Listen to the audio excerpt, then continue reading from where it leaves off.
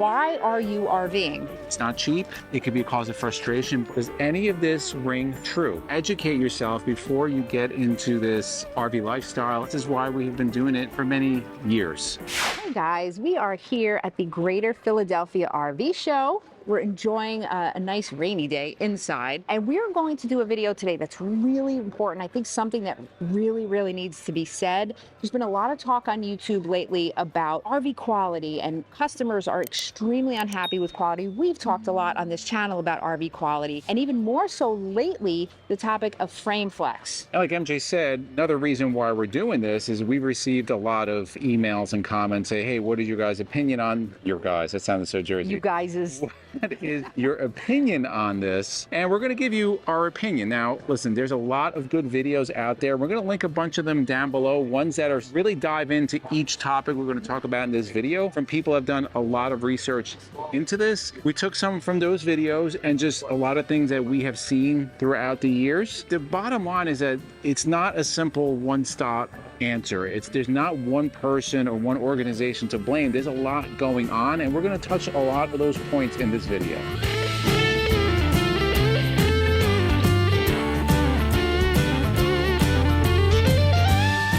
I got my trusty notes here. I want to make sure we get everything for you. So there's a couple of topics we're going to talk about in this video. Manufacturer deficiencies. No doubt, guys, there are some problems out there. Quality control, pricing, service, warranty work, and other things you may not think of, including what you're doing as the RVer that may be contributing to some of these issues. First of all, what gets people into RVing? Number one, ideas that are sold that it's exciting, it's the way to go, the way to travel with you and your family, create memories, and that's all true. That's why we got into it. Another thing that people really follow is social media influencers. Such as us, right? Right, and thousands of other channels, and many of them, they show you how wonderful this life can be. And speaking of social media influencers, we are here, and look who just showed up, who's actually filming us. That's creepy, Matt.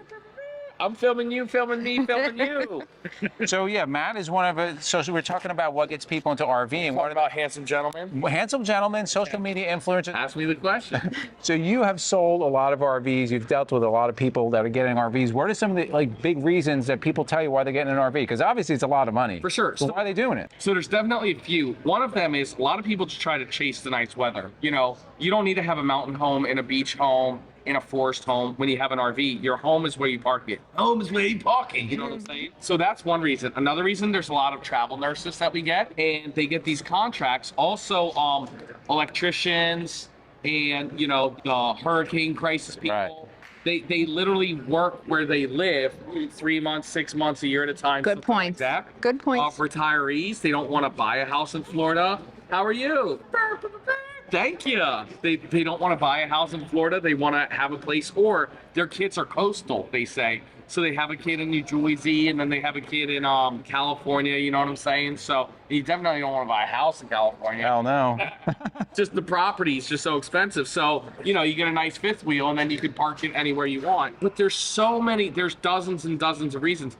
A lot of people have dogs. I have a dog, you know, and they can't fly with them, or they can't put them up in hotels, so they don't want to pay that $75 security deposit. There's so many reasons. I wish I had one good reason, but there's just so many reasons. Thank you, Matt, for that very touching reason why people get It's so true. Those are really good. But there's a lot of reasons. I mean, I know really for us, we got an RV. If you watched our channel, we originally got bed bugs in the house that we bought because we went out to a hotel. And it's just a different way of traveling. It's not the only way we travel, but we love RVing. The adventure, meeting the people. There's just a lot of different things out there. Let's talk about the biggest topic out there right now. And this is everywhere. And there's a lot of kind of misinformation. There's a lot of good information. We'll put some videos down below where people really dive in deep into this. It's going to be frame flex, but really more appropriately known as frame failure. Now, if you are new to RVs, a lot of RVs, most of them, unless you're getting to super high end, they're built with a frame, right? And then a house is built on top of it. Frame flex or frame failure is really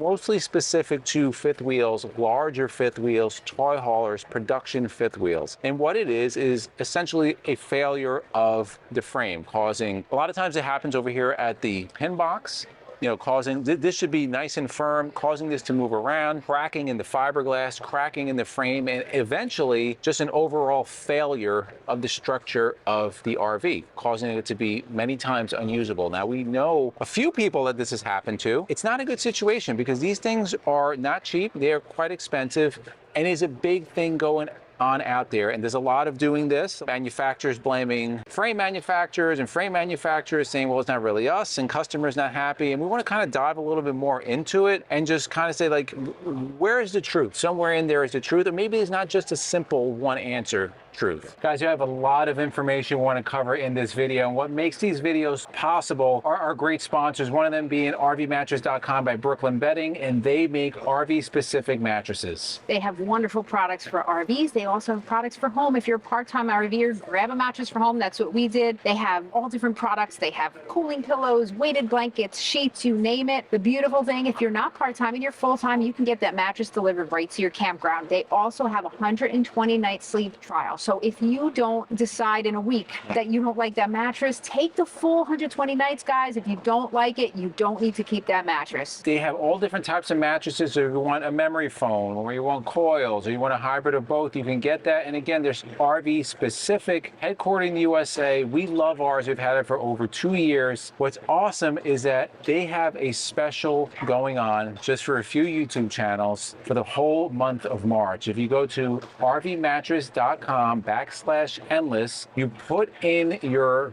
cell phone number in there, they will send you a text with a special discount code. You will get 30% off, 30% off. That's huge. The month of March on the purchase of a new mattress, which is the largest discount they ever do. It's normally 25% off. You got to follow those directions that we just said. Yep. So we absolutely love our guys. Great time to upgrade. We're going to put all their information down below.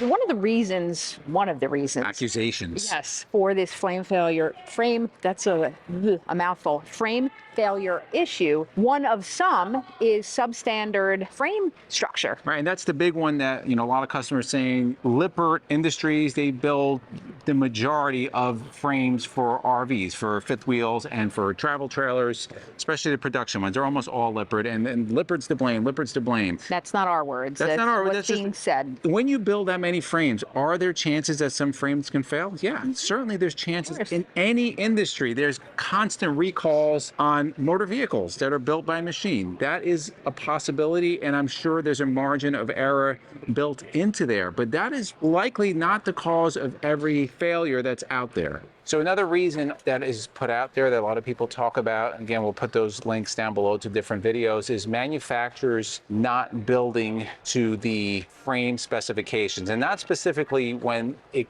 rolls off the assembly line, but you got to remember, especially when you get into these bigger RVs, you have to take in consideration weight of people going in it, amount of cargo being carried, amount of water being carried. Sometimes there is very little leeway, very little give, not much carrying capacity, and over time, if customers overload what's on that RV, and that's no fault of really the manufacturer, it could become an issue. And the final reason is, well, one other reason is modification of the fifth wheel RV, changing out the pin box, changing out suspension, changing out things inside, making it so that it's not as it was designed by engineers. That might not seem like a big deal, but that could cause an issue. The next one is when customers don't use that RV in the way that they were designed to be used. Right, and that can be the frustrating part, because the reality is, guys, most of these production RVs are designed to be used for a limited amount of time. They're not meant to be used being towed every other day for 5 years. That's why a lot of without full-timers are, they're setting up for weeks at a time. I mean, that's not the only reason. It's a pain to keep, setting up, breaking down every other day. And again, we're talking about production level trailers, even motorhomes, which are what the majority of people are buying, and which is going to kind of roll into the next thing, and it's going to be This is the important part. This is the part of the industry. It's how RVs are marketed, right? And maybe this is where the confusion is, maybe a little bit of deception. The expectations that customers have that are often unrealistic. So let's dig in here, guys. So there are a lot of RV manufacturers that are doing things the right way. Many of you probably have your favorites, and you're very impressed with their quality, and we love that. However, there are plenty of RV manufacturers that are not doing things the right way. They're cutting corners, they're promising things that are just not possible. And that's really where people start to get a bad taste in their mouth. And this is not something that's new. It's not, a lot of people say, oh, COVID bills, and there certainly were issues, but this has been going on for decades. People have owned RVs, they've had problems for a long time, and it just kind of, I hate to say in the culture, really the culture of the industry. And the only reason why we know this, because we speak to a lot of people that are very into the industry, and they tell us this has been going on for a long time, and it's very difficult to change. So right now you may be asking yourself, well, what you're saying, it's rampant in the industry. Should I even trust the industry? What manufacturers are putting out good units? And that would be a good question, but we're not going to name specific manufacturers that are really bad or really good. We would say just go and read customer reviews, because those are very telling. But there are some kind of general rules. Right, and we don't say that because, look, if you say this manufacturer is bad, you'll have 1,000 people that go, hey, I have that RV and I'm really happy with it. So a lot of it is personal experience. And you do have to remember that some of those manufacturers that are considered bad, they own a wide variety of different companies under them, some which are really good. Exactly. And some that are not. And a lot of that depends on price point. But as a general rule, smaller independent manufacturers tend to have higher quality than a lot of the larger manufacturers. But on the other hand, you're also going to pay a bigger price.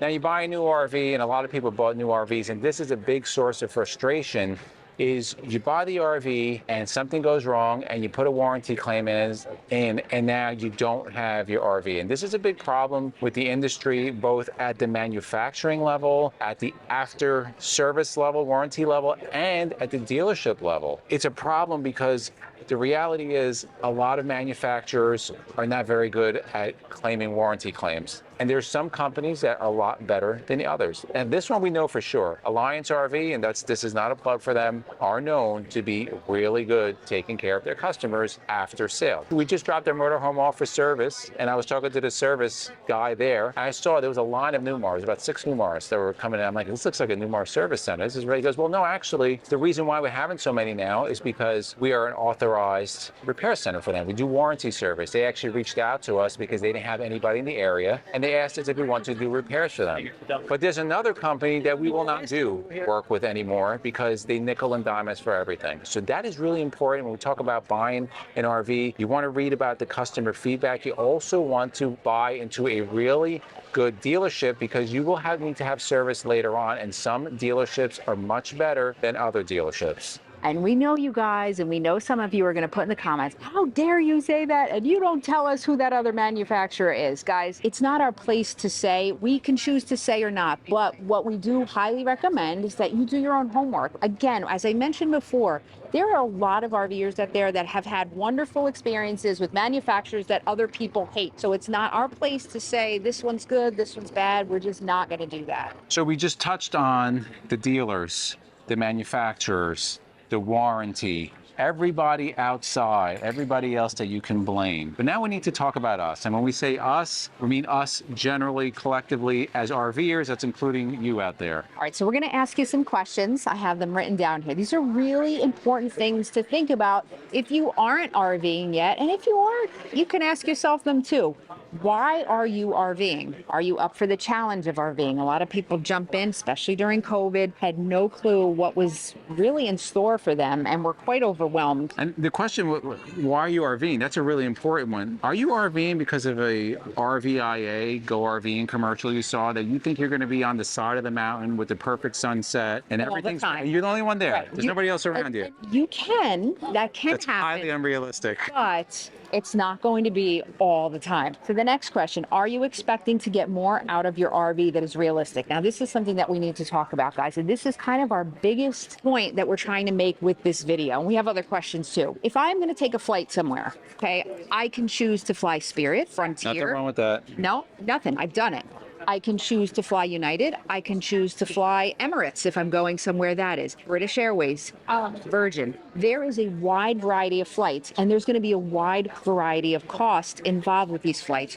Where do you think the higher quality is going to be? It's going to be in that. If you buy clothes, which clothes are going to be made better? It's going to be the ones that take more time, that have higher quality. And going even more basic, the RV stands for recreational vehicle. They're not built to a standard to be in for a long time, regardless of what the marketing is, regardless of what social media influencers are going to tell you. The vast majority of these units are not made to be in full time. And if they are lived in full time, you're probably going to have a lot of issues. Right, and not that we shouldn't. Matt earlier in the video brought up some extremely valid and very popular reasons why people do full time. And we had thought about doing full time, and we're not saying there's anything wrong with it, but we're talking facts here, and it's true. Now, if you're interested in full time RVing, can you do it in your production units? Yeah, you can do it. It's probably going to break down over time. There are specific manufacturers out there that they make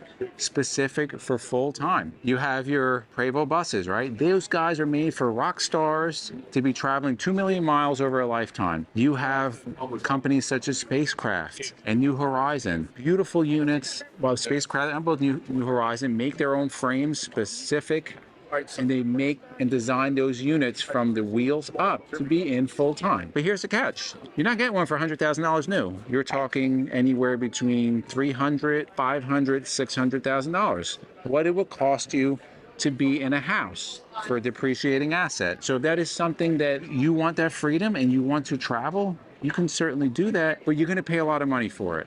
Another big misconception is that you're going to save money traveling. And now that's possible, highly likely not the case. And guys, we've been doing this now for over 6 years. We have done videos talking about how much just routine maintenance has cost us, how much campgrounds has cost. We'll link one up above. As far as travel, do we really save money traveling in the RV? Yeah, it's quite pricey. And again, you're at the mercy of the fuel prices, right? If you're traveling a lot. Where you're located. Right, and there's so many variables, but how you choose to camp. Right. Do you just Are you a glamper? Are you a Walmarter or something like that? But yeah, there's a wide variety.